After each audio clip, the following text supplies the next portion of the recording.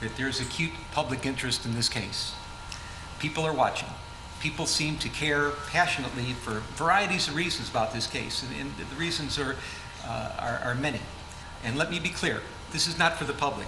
The sentence that's going to be rendered today is going to be strictly for Mr. Smollett. It's going to be fashioned for him. And when a judge sentences somebody, and I've been doing this for quite a while now, you have to look at both the crime that was committed and the person that committed it.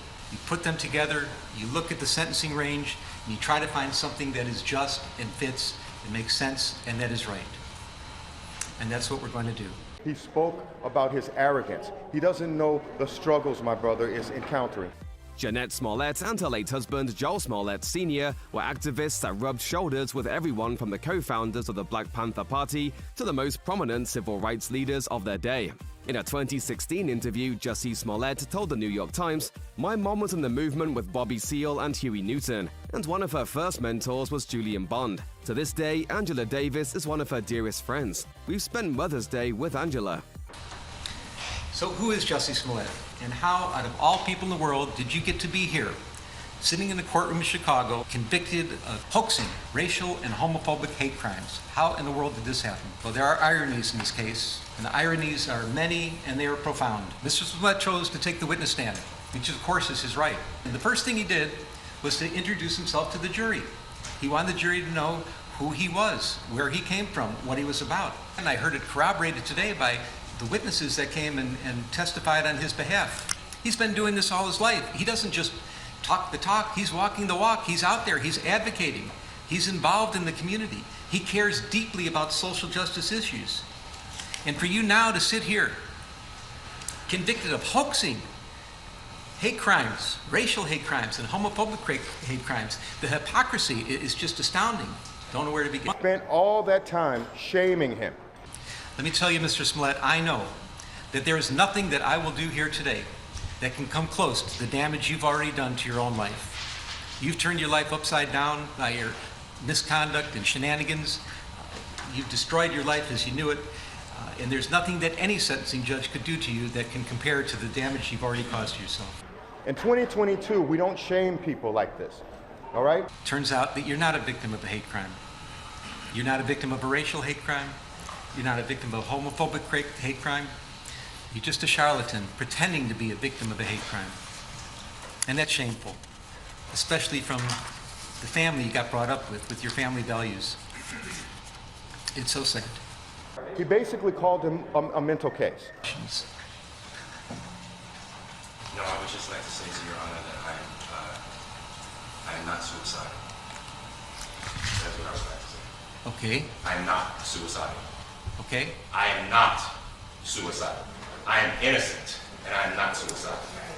If I did this, then it means that I stuck my fist in the fears of Black Americans in this country for over 400 years and the fears of the LGBTQ community. Your Honor, I respect you and I respect the jury, but I did not do this. And I am not suicidal. And if anything happens to me when I go in there, I did not do it to myself. And you must all know that.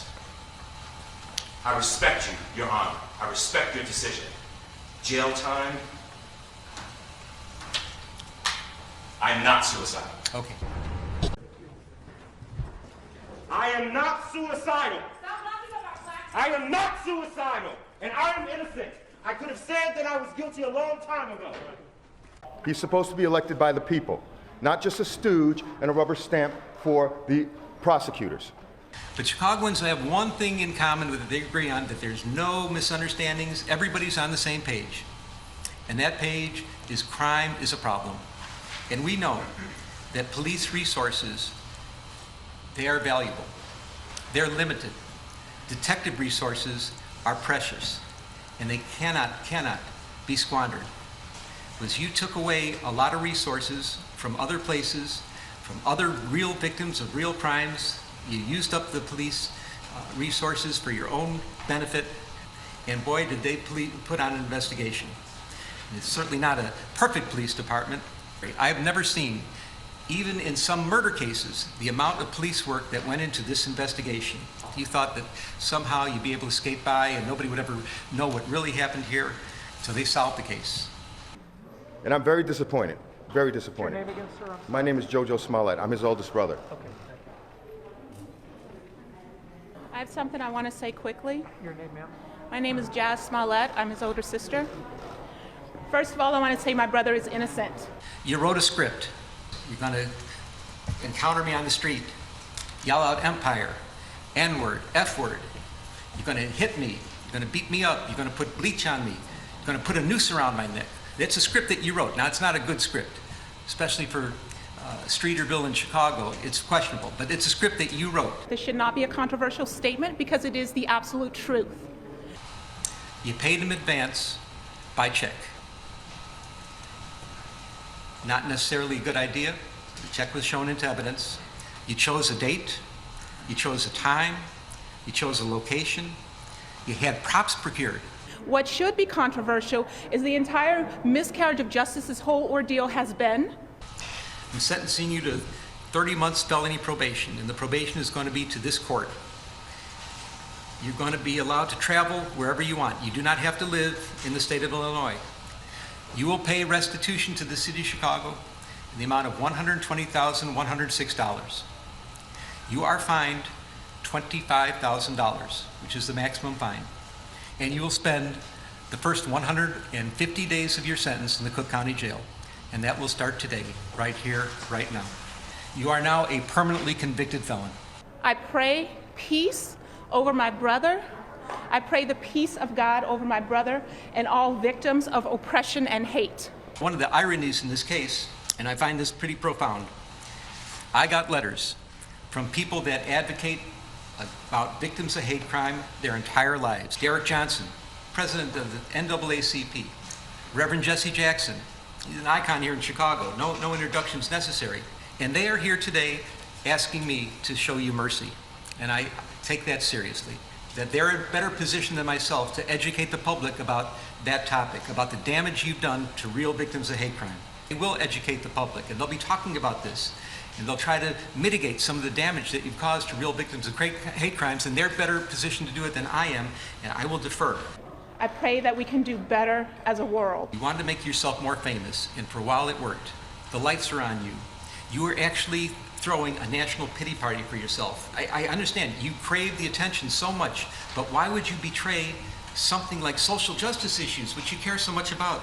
May the God of peace be with you. Shalom. Your name, sir? My name is Jockey Smollett. I'm Jesse's youngest brother. My brother does not deserve this. I watched my brother go from being a complete victim, which he still is.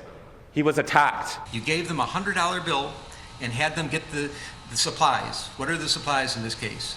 Get masks. Going to have a red hat because that's going to indicate MAGA country. Going to get a rope that we're going to use as a noose. Going to procure some bleach. And then you had all that together, and then you did rehearsals. You picked them up and you did drive-bys. And you showed them. You're going here, you're going there, and you're going over the lines. You're going over the script with them so they would memorize the script. You're indicating which brother. You're the one that's going to hit me.